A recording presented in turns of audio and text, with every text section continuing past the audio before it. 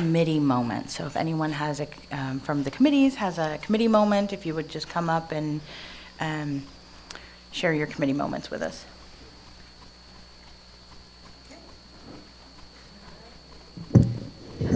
I have two announcements, neither of which are mine. Well, sort of. It's budget time, so if you've received an email from our illustrious treasurer, Melanie, please send in a budget report. Maybe just not a lump sum, but maybe what you're thinking of doing for the year. That would be nice. So as ASAP to treasurer@universityuus.org. And the other thing from Janet, who's not feeling well today, Inquiring Minds meets next Sunday before church. Remember, it's the first Sunday before, the third Sunday after. So next week at 9 o'clock, they will be discussing climate change. So come enjoy a great discussion. And Martha, just to clarify, that's for committees to send in budget stuff, right? Yes. Yeah, we don't need from everybody. Just want to make sure. That's fair. There could be some excellent ideas. I just don't want to bombard Melanie with emails. So if you're part of a committee and you need a budget item, please send that in to Melanie. Hi everyone, Tay with RE. Just a reminder, Boxfort Sunday is next weekend. It looks like we have one volunteer. We ideally looking for one more. There's a link in the RE newsletter and the notable news that sends you to a Google form that talks about what Boxfort Sunday is and if you're willing to volunteer your time with us. It does take place during service, so you will come out with us when we're sung out. But otherwise, that's what's going on. Thank you. Hi there, Allie for Social Action Committee. I was informed that there's a event in at Rollins College on Tuesday, April 1st at 5 p.m. in Rollins Hall for the Coalition of Immokalee Workers. This has been a statewide campaign for fair payment for people who get tomatoes in our farm workers. Thank you. In our stores and things like that. It's still ongoing. I knew about this when I was in Fort Myers in 2008, so it's important to keep up on that news. So again, 5 p.m. on Tuesday, more information, you can talk to me afterward. Thank you.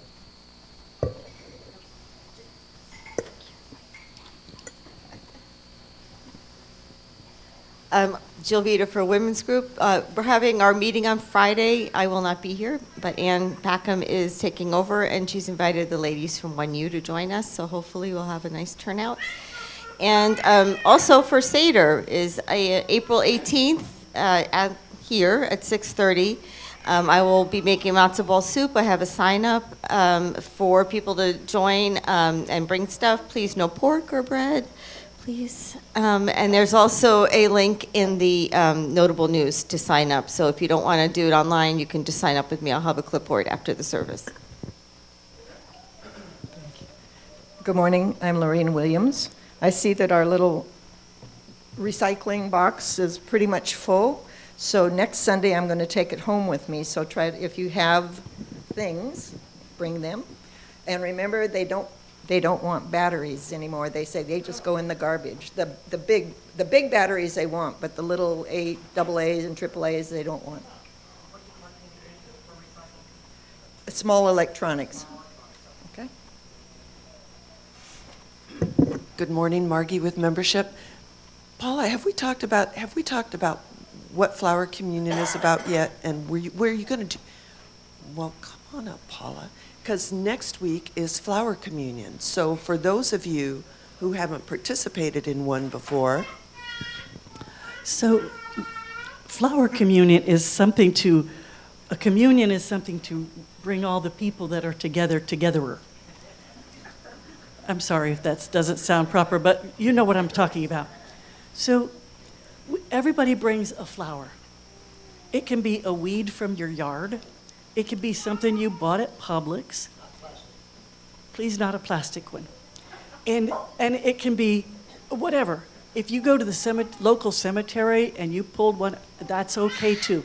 So we're going to have several vases. We need more than one here because we got a big crowd.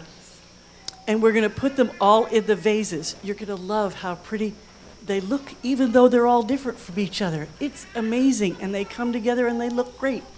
And each one of us will be taking one flower plucking one flower out and taking it back home. Not the one you brought, a different one.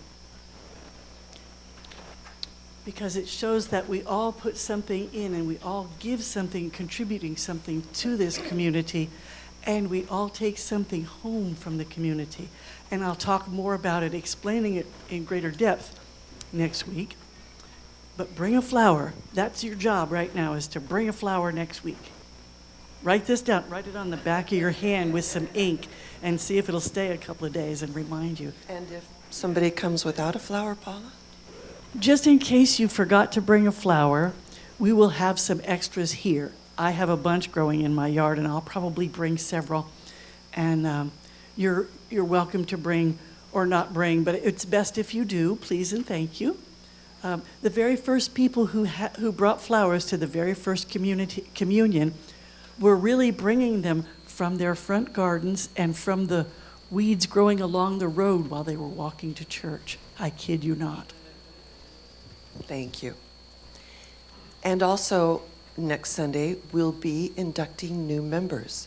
And if you plan to join the fellowship next week, I hope so, I'm having the Pathway to Membership meeting right after services down in the conference room. So if you would like to join us there after services. Thanks. Good morning, Lindsay Stroh from the auction. Our auction is Sunday, April 27th.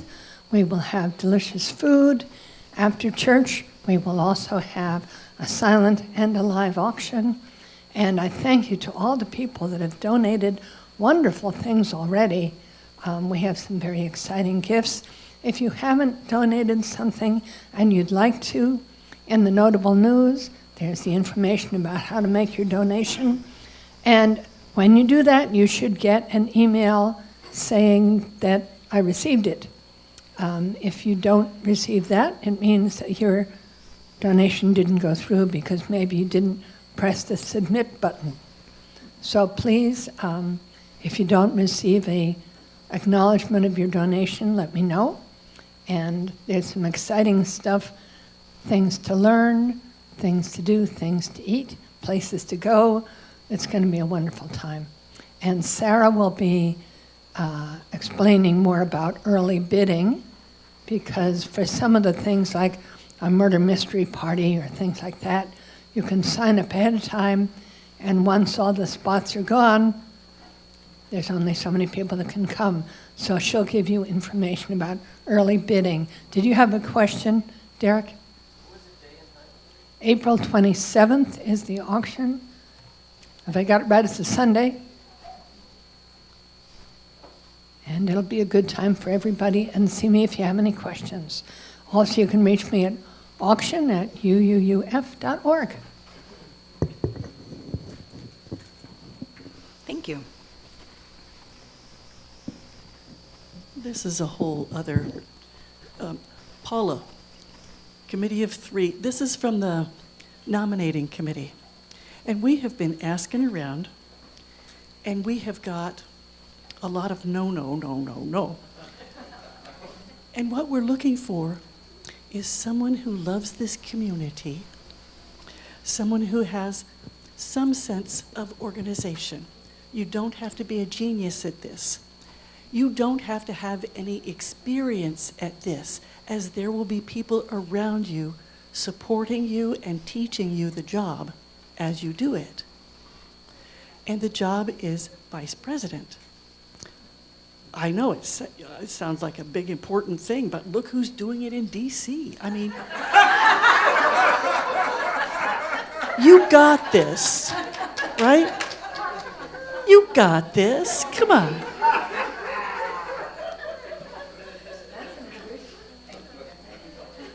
I think I've said everything.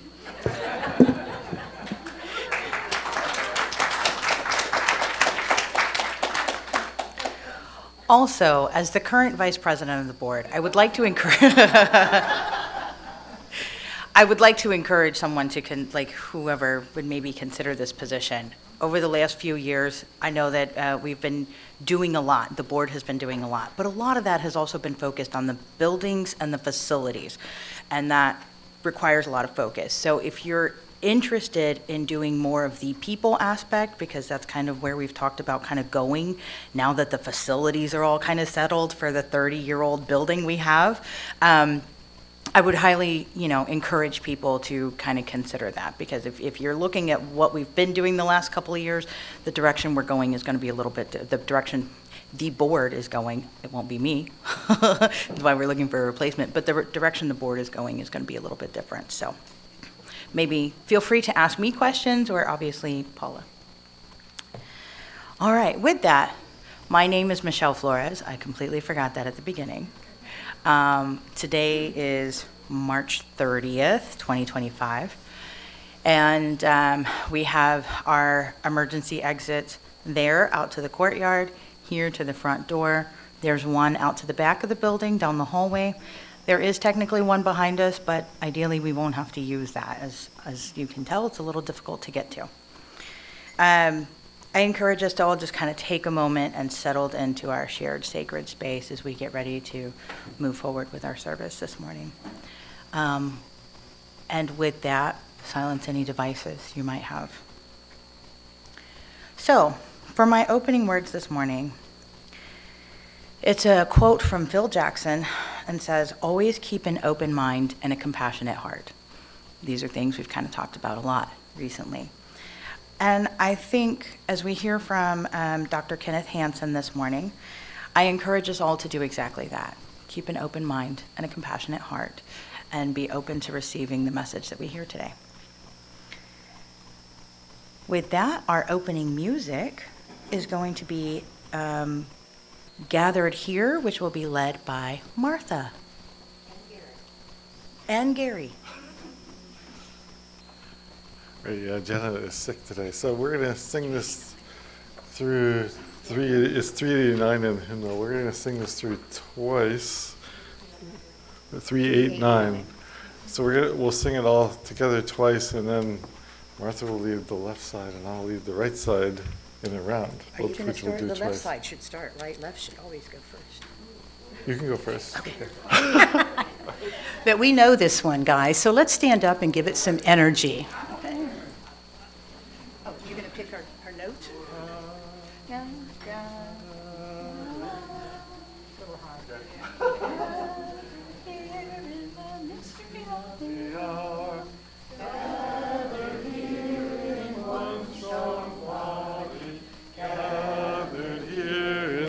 And the power, Spirit, draw near.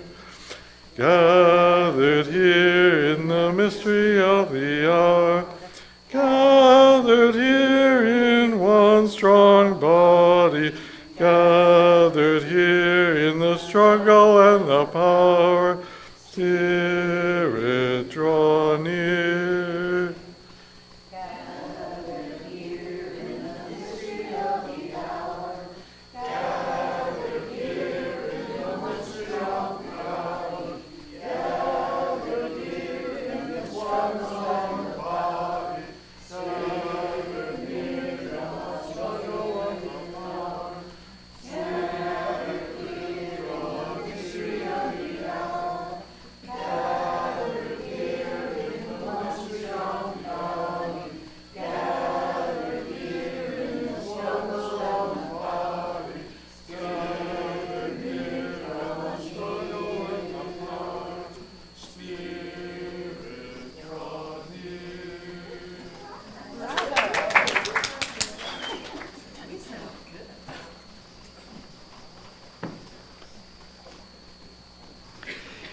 Excellent.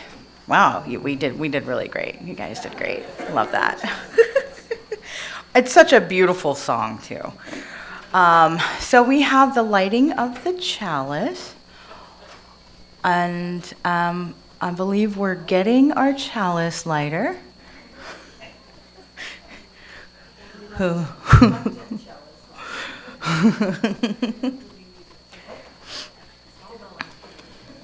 I think we have one. Here we go.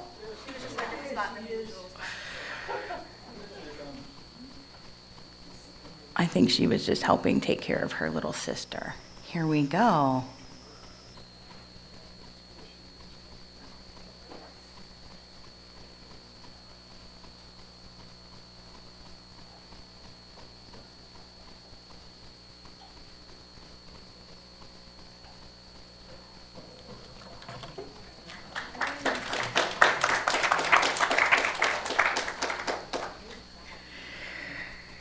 Please join me in the words on the screen, the lighting of the chalice. In the light of truth and the warmth of love, we gather to seek, to sustain, and to share. And each week we also say our affirmation together. Love is the spirit of this church, and service is its gift. This is our great covenant, to dwell together in peace, to seek truth and love, and to help one another. Also, I did not see the note here. Our chalice lighter is Eva. She's 3 years old. Her pronouns are she, her, and her joy is that her and her sister Jo got haircuts together. I thought I noticed her hair looked a little different. Yeah, thank you. Okay. Every week, our speakers and topics vary, and so we encourage you, if you are here for the first time or have only been here a couple of times, to continue coming back. Explore what we have, because we have a variety of things. Sometimes we have ministers come in, sometimes we have doctors come in, sometimes we have doctors who are professors and other professors, and we have a wide variety of services and topics. So I encourage you to come back a few times and find out if this is the right space for you. It is a place where we have shared values and shared principles and can support each other. And yes, also want to welcome any guests that are here for the first time and say hello to all of us. We already said hello to our people online. And with that, we'll move into our joys and concerns. I'm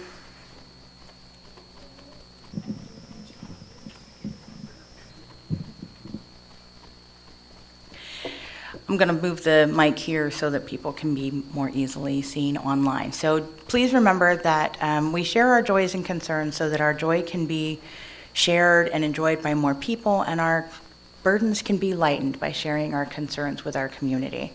Do remember that this is recorded and shared online, so anything you say will be available on the internet forever and ever. But I encourage you to come up at this time to share your joys and concerns with the congregation.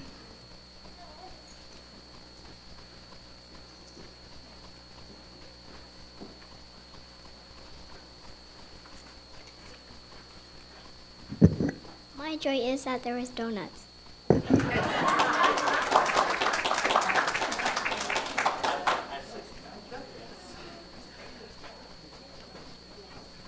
My joy is I ride my bike.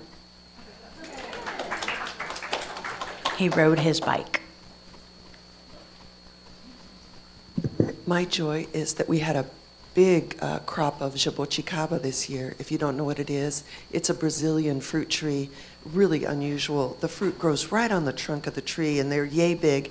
And so I brought some for you to try. It's a very unique taste, and the way you eat it is you pop the grape-like thing into your mouth, suck out the pulp, and then spit out the seeds and skins. So it's a fun thing to try. I'll have some in the back later for you.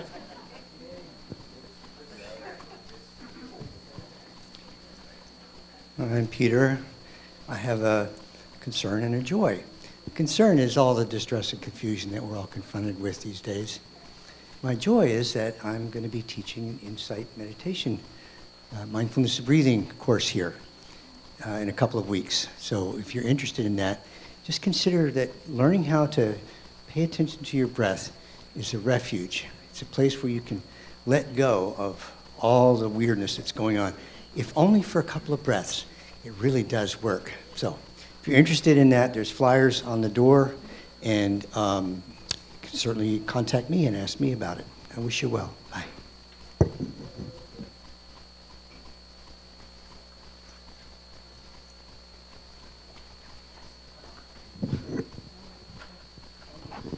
Allie here.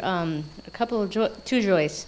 I've been away for a few weeks because mom had a concert, then my brother had a concert, so good music, and and also Disney. And then next week we won't be here because we're going to a pilgrimage at St. Augustine with my friends in an online Methodist group. So all good joys.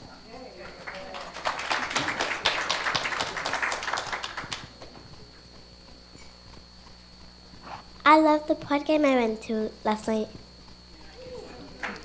What was that? Okay. Oh, okay.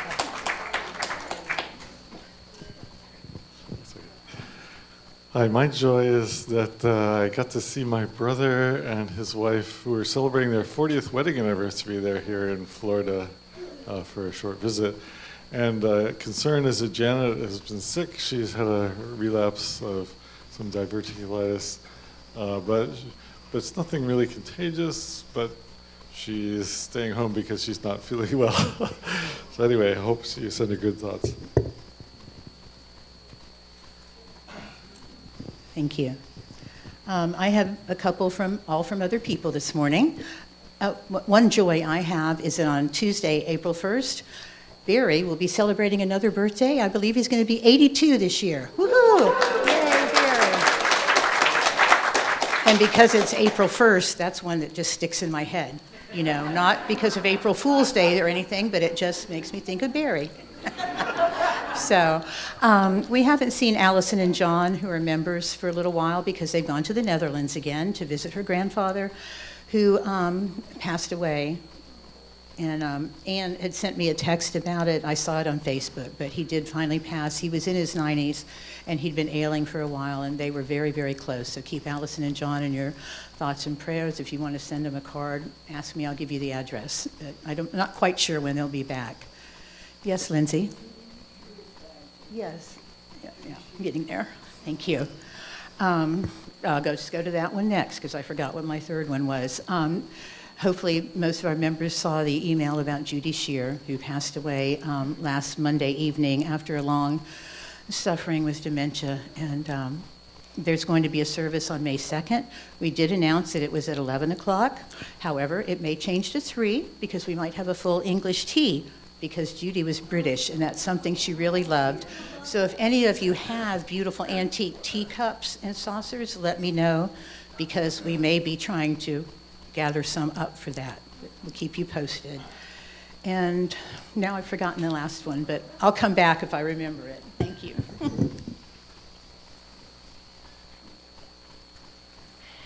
Thank you. I ask that we all just take a moment, hold a moment of silence for all the joys and concerns, both shared and not. Oh, yep. Here we go. When I go off thread very easily. So, Mercia Foodum is in the hospital. She went in Saturday morning. It's Winter Park. Thank you. Winter Park Hospital. We don't know anything yet about her status other than she's resting comfortably. We will know more Monday when we get an update from her son. So right now, just keep her in your thoughts and prayers, and we'll let you know what's going on when we can. Thank you. Now I invite you to join in a moment of silence.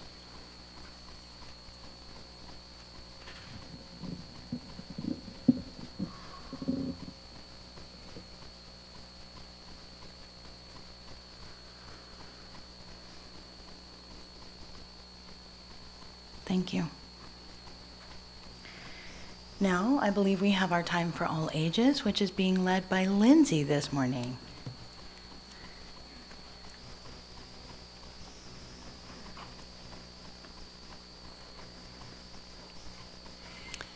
The story this morning is a true story about a little boy named Leo. His real name was Leonid, but his family called him Leo. He lived in the city of Kiev in the Ukraine a long time ago, and Leo liked to sing. That was his favorite thing to do. Kiev was a beautiful city. On nice days, he and his mama and papa would walk along the river and take a picnic. But on weekdays, Papa would go to work, his big sister Tamara would go to school, and Leo, who was too young to go to school, would wait for Mama to turn on the radio. And then he would sing along with the songs. Even though he was very little, from the time he was 3 years old, he would memorize the songs on the radio. They were usually in Russian. If it was a military song, he'd get a pot and a spoon and bang the pot and march around the house, and his mother would say, "Oh, Leo, your name Leo means lion, and you have a big voice just like a lion. So she would be happier when the soft love songs would come on. And little Leo, who is so little, would memorize the words of those songs and sing them whenever he got a chance. And people would laugh that such a little boy had such a big voice. And if Mama was talking to a neighbor or busy at the shop talking to somebody and Leo got bored, what did Leo do when he got bored? He sang. He just loved to sing. Well, the Ukraine is a country that is now an independent country, but back then it was part of the Soviet Union. And there was a war coming, and so Papa joined the army and became a Soviet officer. And Leo and Tamara missed their Papa, but they kept busy with Mama. And then one day Mama said, we're going to pack our things and we're going to go into the country and stay for a while because the German army is coming and we have to wait until Papa and the brave soldiers chase them away. So we're going to go in the country and stay for a little while. So they packed a few things and went into the country. And after a while, Mama said, in September, she said, that German army is coming again. They don't like Jewish people. And so we're going to go and take the train all the way to Kazakhstan, where our cousins live. And we'll stay with our cousins until it's safe to come back home. So they went to the train station, and it was very crowded because lots of people were wanting to leave Kiev. This was September 1940. And Mama was arguing with the conductor, this woman with a stern face and lots of buttons on her uniform. And she was saying, you can't get on the train. It's only for Soviet officers and their families. And Mama argued, and Leo got bored. What did Leo do when he got bored? He sang. He belted out this song in his loudest voice, and the people gathered around and cheered and said, sing some more. They loved it. And then some Soviet officers on the train heard the little boy singing. And they said to the conductor, who is that little boy singing in that big voice? Bring him on the train. We want to hear him. And the conductor said, oh, they're Jews. The officer said, follow my orders. Bring that boy on the train. So the conductor had to do what the officer said. Brought the little boy on the train, and the officer said, come sit on my lap and sing me a song. Oh, Leo loved that. So Leo climbed on his lap, sang a big song, arms outstretched. And the officer said, that was wonderful. They all cheered. He said, where's your mama and your papa? He said, Mama's arguing with the conductor trying to get us on the train, and Papa is a Soviet officer like you. And the officer smiled and he said to the conductor, let this little boy's family on the train. They're going to ride with us. So Mama and Tamara came on the train, and Mama said, thank you, thank you. And all the way to Uzbekistan, Leo sang songs to the officer. Now, on the way, they stayed in Uzbekistan a long time with their cousins. The house was pretty crowded. They couldn't come back for a while. But finally, the war was over, and they came back to Kiev and came to their apartment. And the lock was broken. All their furniture was gone, even the pots and pans. The neighbors brought over some blankets and said, we didn't think you were coming back. But finally, Papa came back, and he looked different. His hair was gone, and he looked a lot older. But Leo was so glad to see his Papa. And Papa said, tell me all about how you saved our family by singing a song. So Leo sang him the song. Now, I met Leo in Maryland. He's about 10 years older than me. And he lives near his grown-up sons and their families. And when he gets together with his grandchildren, they say, Grandpa, tell us the story about how you saved our family and sing the song. And Leo smiles because he loves to sing.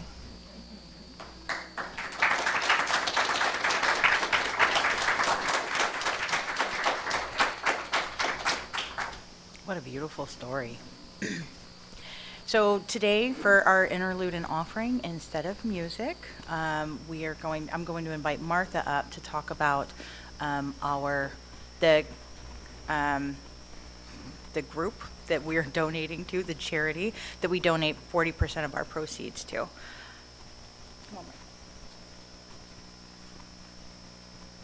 Apologies to Janet if you're listening. Gary and I decided we could not handle the song today. So, but before you get to your wallets, reach deep today. This is an email we got from Giselle Martinez, who spoke to our congregation about 6 weeks ago from the Orlando Center for Justice. They provide legal representation to immigrants that aren't required to have any, But dear Martha, the government has canceled our contract to serve immigrant children. This is not just a stop work order, it's a total cancellation of our contract. No child should be forced to face a judge alone. Children would be further victimized and put in harm's way due to the government's decision. OCJ condemns the government's decision to cancel legal representation for children. No child should face a judge alone. We will not be able to continue serving immigrant children without this funding. And I'm going to go out on a limb today, and anything that's put in the basket today that's not a check that says pledge, 100% is going to go to Orlando Center for Justice, so I'll take the hit from the Budget Committee. So if you can dig a little deeper, please do so, and you can also donate online at orlandojustice.org on your own, because they are going to need help. And I've read stories before about 5-year-olds being asked to sign something in court because they don't have representation. It's wrong for adults. It's very wrong for children. So, thank you.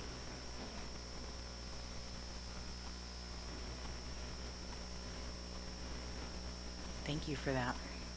That's, I know we have been supporting them for a while, but to hear that they have officially completely lost their funding from the government is rough. A little heart-wrenching. Yeah.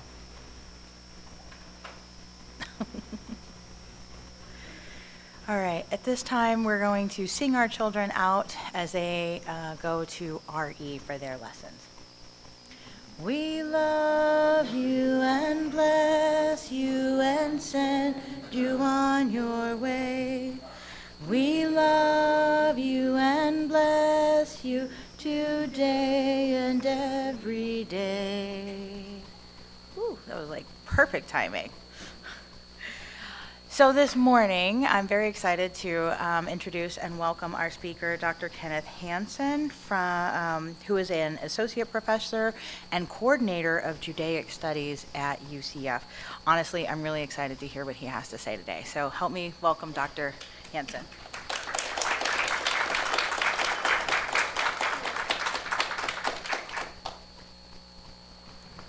Well, good morning. I can find my clicker. Oh, yes. And warm shalom from the University of Central Florida Judaic Studies Program. Hanson, Judaic Studies. Hanson, Judaic Studies. Here today to dive into some mysteries, both ancient and not so ancient. With a discerning eye,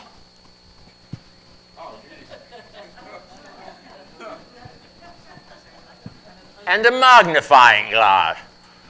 Now, by the way, who else, Watson, will you hire to teach everything Jewish but a Scandinavian chap from Chicago, home of the world's finest smorgasbord? Yeah. Now, just think about it. When Charlton Heston was leading the Israelites out of Egypt, out of the house of bondage, out of the grip of Yul Brynner, my ancestors were navigating the fjords, drinking beer out of skulls. But in spite of all that, I teach everything Jewish from ancient times, going way back, Abraham, Isaac, and Jacob, across thousands of years of Jewish history, culture, literature, philosophy, all the way down to the modern era, the rise of the State of Israel, and of course, the history of the Holocaust. And I'm not without my share of credentials. I lived several years in the land of Israel, learned Hebrew, the modern Hebrew language, learned it fluently.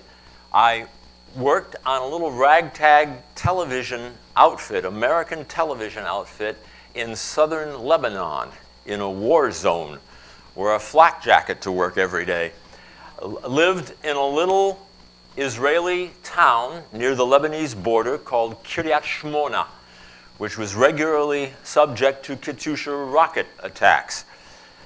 Came home to the States and said to my folks, you know, Mom and Dad, I think I would like to become a professor of Hebrew language and literature. And they said, is there a paycheck in that? No. But I was determined. I was absolutely determined. I enrolled in a PhD program. You know what that stands for? Piled higher and deeper. At the University of Texas, Austin. Any Longhorns here? I made me do that every time I speak to a group. Hook 'em horns. With an all-Israeli faculty. I call them FBI, foreign-born Israeli. Never spoke a word of English to my own faculty the whole time I was in grad school. That was the kind of fanatic that I was and had to be. When I finally graduated, I found a little nondescript program in Judaic studies here in Orlando, Florida, and got hired on as an adjunct professor. Adjunct professor. Adjunct professor, oy vey. Oy vey. Let's see, can we move this along? Yeah. Oh, yeah, here we go. I lived at or near the poverty level for nearly a decade, literally, raising my own son as a single dad. That was my greatest accomplishment, by the way. All that PhD, who needs it? You know, I raised my son. So proud of him. He just got married, by the way. And you know, during that time, I learned, Mazel Tov. During that time, I learned an incredible lesson. That if you spend a little bit less than you take in, you'll be all right. Can you imagine? And we never were in want of anything. Had some wonderful times together as I got invited to speak on cruise ships, and my goodness, it was amazing. Finally, I became and have become the coordinator. What is it? Endowed associate professor and coordinator of the interdisciplinary program of Judaic studies. I can't even fit that on my card. But that's what I am. I'm, yes, made it. And thrilled to be here and to do what I do. It's not a job. You know, the old saying, if you love what you do, it's not work.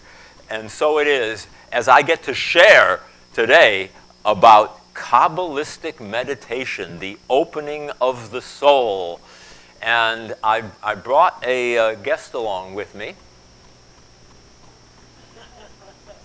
Yes. Jerusalem Holmes, here he is.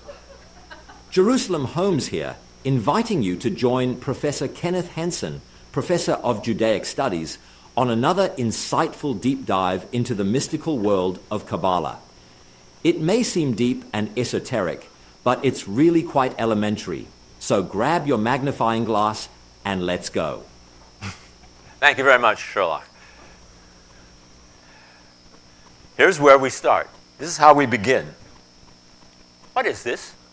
What is it? Is it? Or is it two profiles?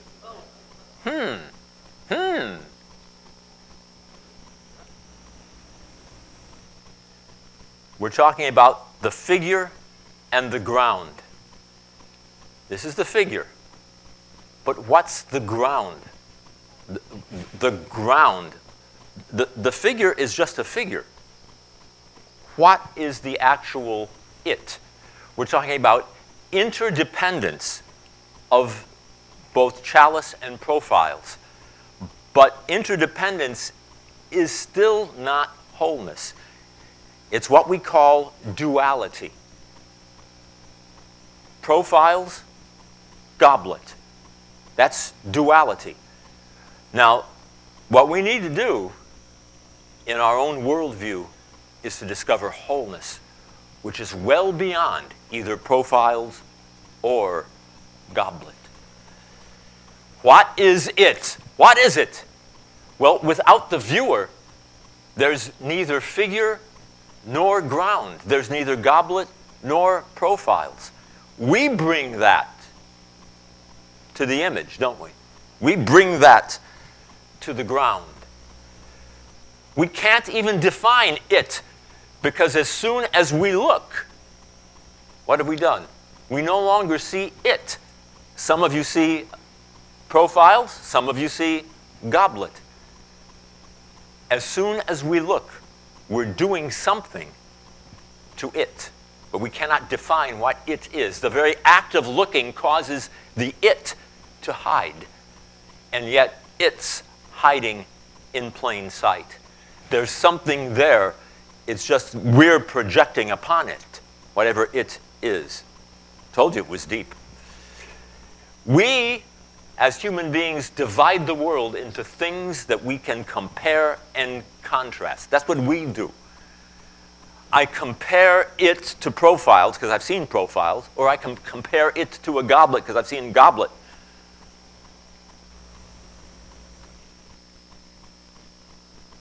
Figure and ground.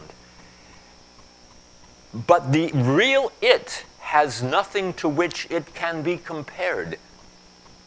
It's we that do the comparing. The it itself can't be compared to anything. The it is the source. Now, how do we think of source? We can even think of the source as God, though we have to even be careful about saying God, because what are we projecting upon God? Ooh. The very act of looking, in fact, reveals duality, when what we need to strive for is non-duality. This is Kabbalah. Duality, the very act of looking, makes it profiles or goblet. And we love the word diversity. We love this word, right? We've got diversity right here. Diverse beliefs. But even diversity is dualistic, because it keeps non-duality hidden. Think about that. As we look at the Kabbalistic tree, Kabbalah is a tree. We can spend years going into the Kabbalistic tree, but at the very top of the Kabbalistic tree, see some letters there, those are Hebrew. We pronounce that as Ein Sof. Ein Sof. Now I told you we have to be careful even about using the word God.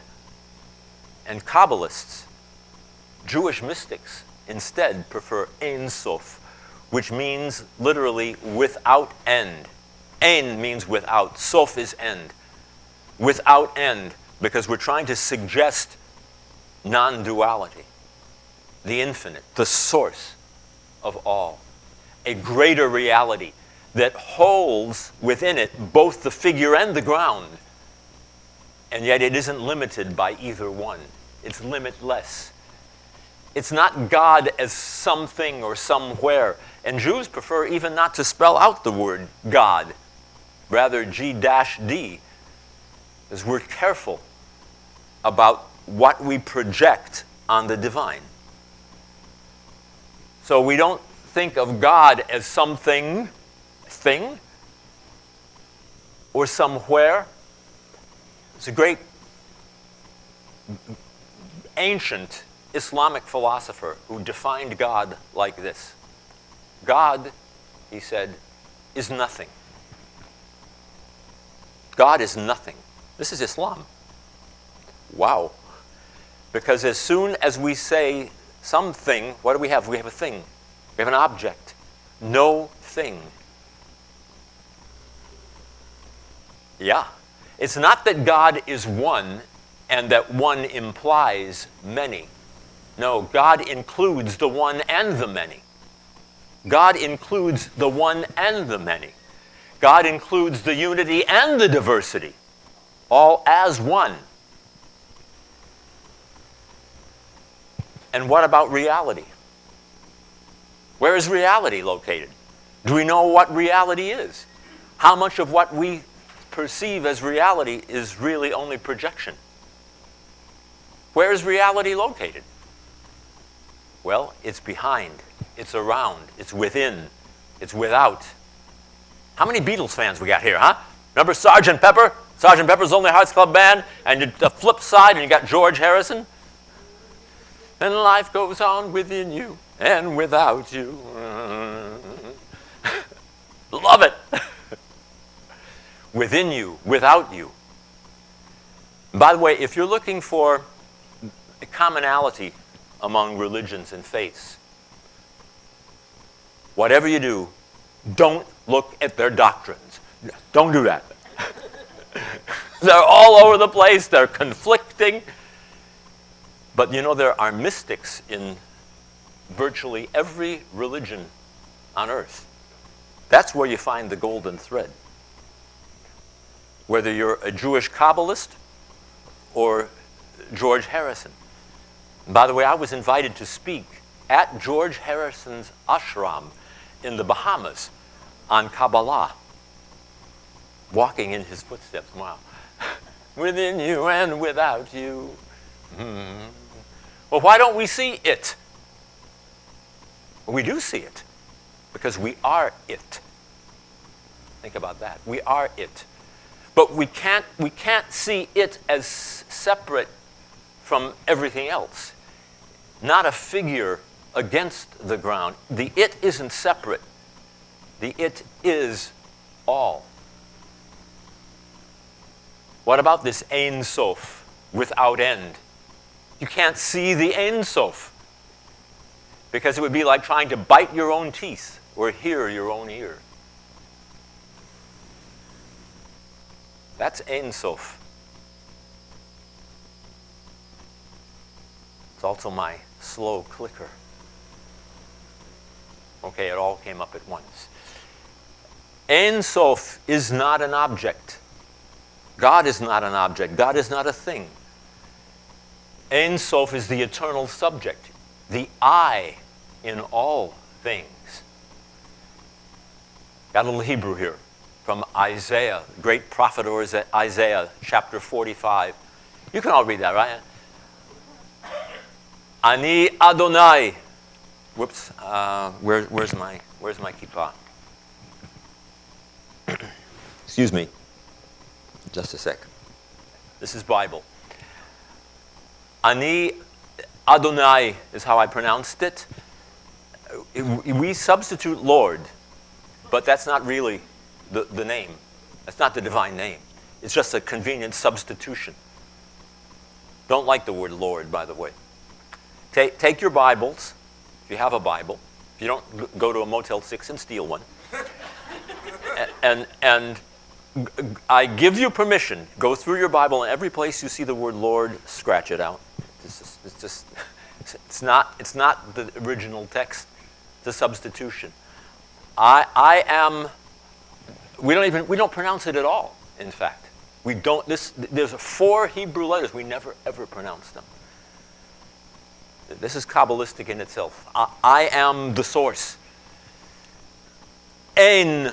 Oh, there's the Ein Sof. There is none other zulati beside me.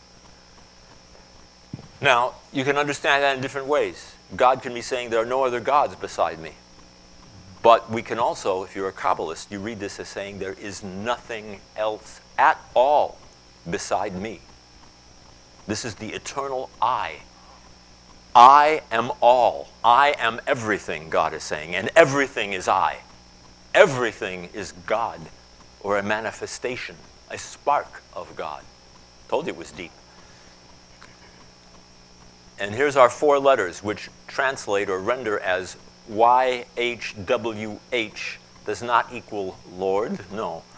Again, we don't pronounce that word. The most we can say is Yah, but we don't go any further. I don't mean to affront the Jehovah's Witnesses at all, but that's not how you pronounce it. And here's from the book of Exodus, chapter 3, Eheye asher eheye.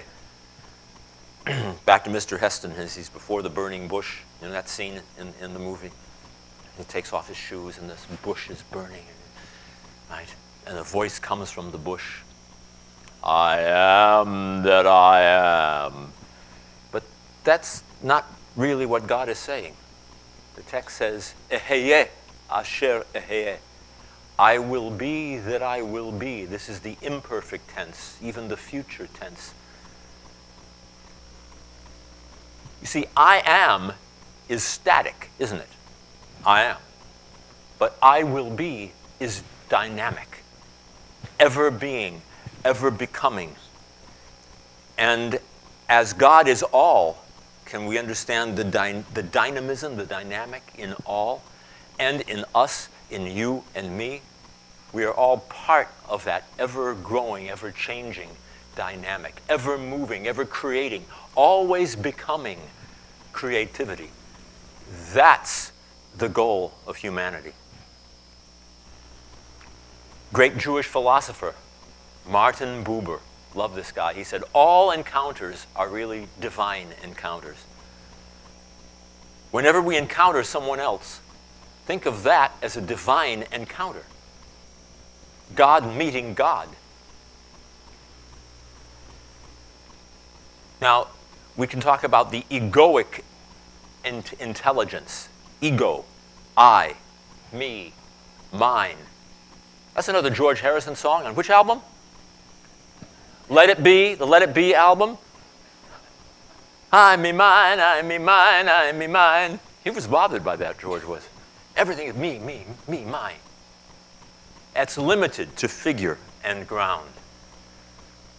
But we are challenged to change intelligences, to encounter a new dimension of reality. Now, I brought Martin Buber along this morning. Secret video, secret recording from the vaults of the Vatican.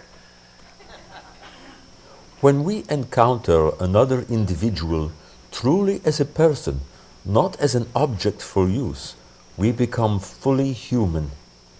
To recognize another person is to value them as a person and treat them how a person deserves to be treated. Many of the injustices committed by people against other people result from misrecognizing others. Misrecognition is believing that others are not valuable and not worthy of our consideration. Justice requires encountering other human beings as being fully human beings. Wow, thank you, Martin.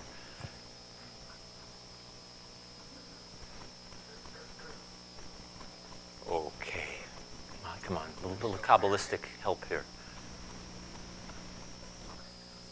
Okay, that said, I want us to look very quickly at 5 levels of the soul.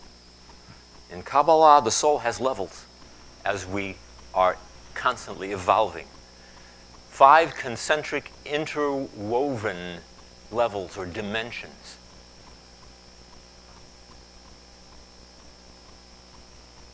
Okay. Yes, no. Oh, yeah.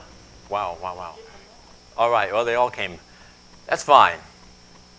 What are the levels of the soul like? They can be compared to Russian nesting dolls. The smaller dolls being included or transcended by the larger. Well, show and tell time. Happen to have a Russian nesting doll here. The smallest one is called Nefesh. This is the body, the soul body. The body itself has a soul. Oh? Well, yeah, our heart is beating, isn't it? It happens automatically. We're breathing, aren't we? And I love the meditative stress on breathing. Whenever we talk about meditation, we talk about breath. So there's a soul involved in that. It's called nephesh. Nephesh. The next level is called ruach. Ruach, which means spirit. Spirit or heart. But the smaller ones being transcended by the larger. Spirit has to do with, well, emotion, reaction, joy, sadness. We can live in that level. We can live in that soul level. Sometimes we live there too much. So we have another level called neshama, which has to do with the mind. This is the I-it level, how I relate to it. And let me tell you, I are a professor, so I relate to it all the time. Every time I pick up an article, relating to it. This is the mind. Of course, we need our minds to function in a physical universe. So that transcends the lower levels. Neshama is what it's called. Then we have the level of the I-thou connection. Chaya. Chaya. Which means life, actually, in Hebrew, like l'chaim. That's the soul level, having to do with connection, and it transcends all the others. Connection, connection. Well, there's a wonderful word called tefillah in Hebrew, which means prayer. So when we pray in Hebrew, a lot of it, you've heard, maybe we're seeing Jews praying, and it looks very mechanical and very robotic, but it's not. It's even beyond tradition. It involves intentionality, focus, connection, and it is in itself a meditation, and that's why the body rocks. Connection, tefillah, the root there means connection. And yechidah, spirit. This is the non-personal level, which is beyond what we can think. A level in its own right. Yechidah, I. This is when I become, I self-identify with the source, with the divine. It's beyond anything I can think or reason. It's beyond reason. And those are the 5 levels of the soul. A few more words from Martin Buber. We may address existence in 2 ways. One is that of the I towards an it. The relation creates an object that is separate and distant from us. The second way is that of the I towards thou. In that relation, we create a relationship without bounds, and we see the other as a person like ourselves. Only the I and thou relation is recognition of the other person as a human being rather than an object.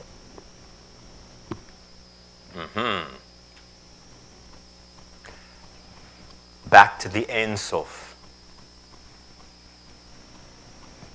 The interdependence of all life in G-D. That's what happens in prayer. It's called kavanah, intentionality, seeking interdependence. The non-duality of all life as God or a manifestation of God, called yechidah, oneness. And that is our objective in meditation. which brings us actually to meditation. I'm going to challenge us in short order here just to have a little personal experience with Jewish meditation. We're going to meditate on the single most important phrase in all of Judaism, which translates as, "Hear, hear, O Israel, God," or the Lord, again, we don't pronounce that, "our God, God is one." God is one.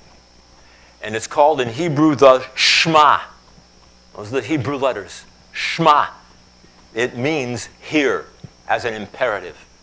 And it consists of 3 Hebrew letters. The first is the Hebrew letter Shin, which, interestingly, is the highest frequency of any sound.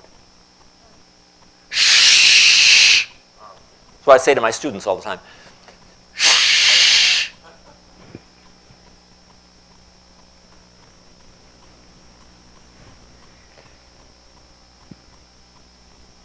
Then we have the M sound, the middle letter. By the way, we can think of Shin as having to do with the lower levels, the lower soul levels, which also involve the animalistic levels of our experience. And we are all animals, after all. And according to the Torah, we have an evil inclination, which isn't really evil. It's only called the evil inclination because it can turn to evil if we don't control it. So this is very different from, for example, the concept of original sin. Judaism doesn't buy into that. No, we have an inclination that we need that has to do with, well, strength, power, personal dynamism, sexuality. We need all of that. We need. But we must not let them control us. And so every morning in our prayer, which I performed also this morning, thing we do every morning, one thing that we pray is, may the evil inclination not rule over me. So the shh is the evil inclination. And we exhale it. When we say shh, we're exhaling. The second letter is which has no frequency. No frequency. And it's akin to the Hebrew word mayim, which means water. In Hebrew, the sound is the thing in itself. And water is the ultimate solvent, which is why Jews go into an immersion bath, as a matter of fact. And then this other letter, yud, has to do with oxygen. So you put all that together, and the word for water is like H2O. And some Kabbalists won't even speak Hebrew at all. They'll speak any other language, speak Yiddish. Won't speak in Hebrew because we don't want to minimize the power and the impact of it. Because our words should be the thing in itself. Okay, then we come to the letter Ayin, the third letter in Shema. Each letter has a name, Ayin. Ayin means eye, the eye. Because we look into ourselves whenever we say the word. We look down, we look into ourselves. Talmud study is all about that, in-depth learning. And by the way, what's this? We call it a talis in Yiddish, or a prayer shawl. In Hebrew, it's a tzitzit, because we look at it and it reminds us to look into ourselves. And Orthodox Jews wear one of these all the time, at all times, underneath their garments, because it's so important to remind ourselves throughout the day. And what about the strings? These fringes, they're like webbing through the finger representing the 4 corners of the earth. All these things have mystical significance. Okay, yes. And when we say Shema, by the way, the tradition, the custom is to cover our eyes. Why? Because the material world around us is only a digital simulation, after all. It's what we're projecting back to the profiles and the goblet. We want to cover our eyes completely so that we can get in touch with the source. Okay? Then there's this word Adonai, which again is a substitute for YHWH. The real word consists of three Hebrew letters that mean Haya, Hoveh, and Yihiyeh. And then we say Eloheinu after that, which means our God. Now, when I say the Shema, first thing I do again is I breathe out, then the as I look inward with the ah, and then I say Adonai. And what do I focus on when I say that word? Well, I'm an amateur astronomer, and so I think of the universe. How many galaxies are there in the universe? Galaxies, we're talking about 200 trillion. 200 trillion galaxies. There are more galaxies than there are sands on the seashore. And yet, Adonai is beyond all of that. So the Adonai, I think of the universe itself. Eloheinu, I bring it in. Eloheinu, our God. How God shows up inside the vibrational energy of this world. You know, there's such a thing again in astronomy. It's background microwave radiation. Some of you have heard of that. A fellow by the name of Arno Penzias discovered the background radiation of the Big Bang. When he was cleaning his antenna, he thought it was bird droppings causing no. It's everywhere. Everywhere in everything. When I say Eloheinu, that's what I think of. God, our God, among us, in all of us, in, through, within you, without you. And Echad, one. The oneness of all things. We could go very deeply into all of this, but the idea is there is nothing else. Nothing else but the divine. So, here is our verse that I'm going to challenge you to chant with me, recite it with me, okay? And this will be our meditation, very short meditation. But think of those things.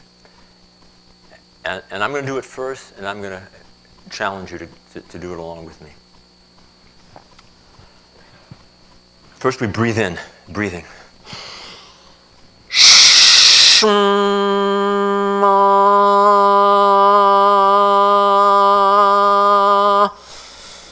Yisrael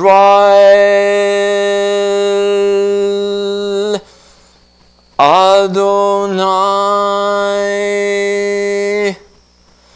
Eloheinu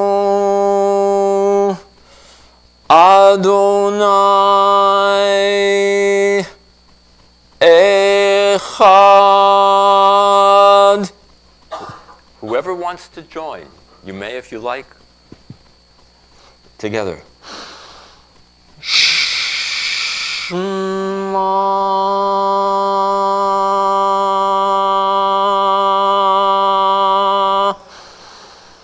Yisrael Adonai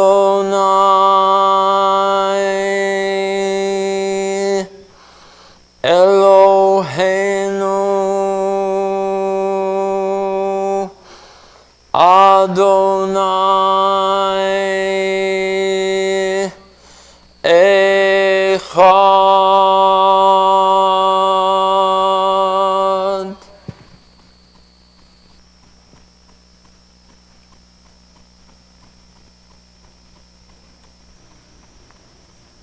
I hope you have received a great deal from our discussion of Kabbalah. Receiving is, of course, what the word Kabbalah means. But it's not just what you receive, it's what you do with what you receive. Remember what it says in the book of Exodus as the Israelites gathered at the foot of Mount Sinai. Na'aseh v'nishma. we will do and we will hear. Why does it say we will do before it says we will hear? Because if you're not doing, you haven't really heard. So as you go forth from Professor Hanson's marvelous teaching, make sure that you do as well as hear. Shalom to you all. Thank you very much.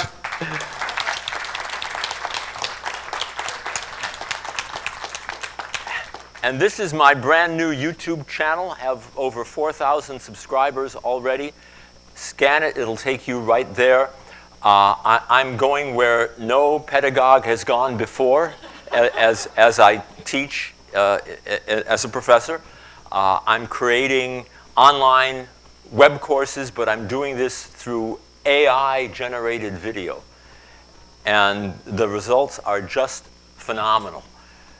So I'm not just giving them a book to read, I'm saying, hey, here's your lesson. And it launches an entire video. I have musical background. There are many documentaries and telling stories. But instead of talking about the characters, I'm able to bring the characters to life with AI, and they talk to you, and they tell the story. So I've got all of that, and it's for the world now on YouTube. Enjoy.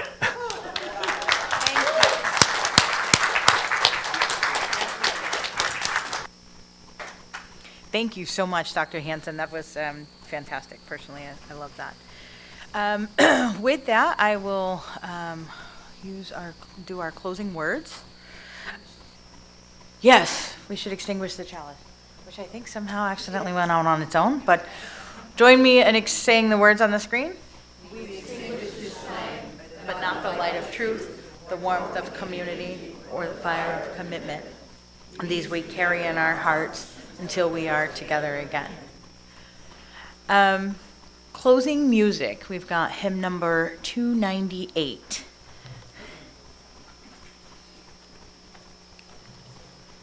So here's the plan.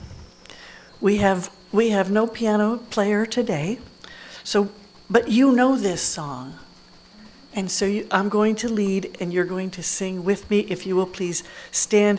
There are 5 verses in the book, and I hope you will all read the other 2 verses, but we're only going to sing 3 of them today. Another day we'll have the others, I hope. Wake now my senses and hear the earth call.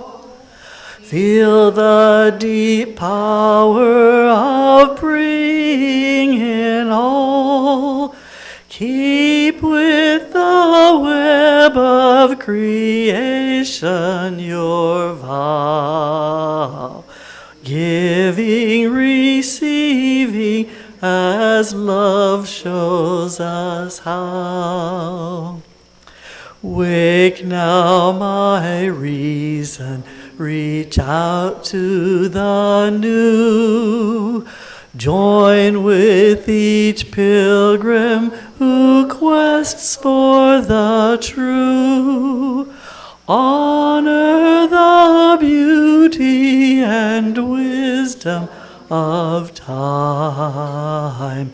Suffer thy limit and praise the sublime. Wake now, compassion, give heed to the cry.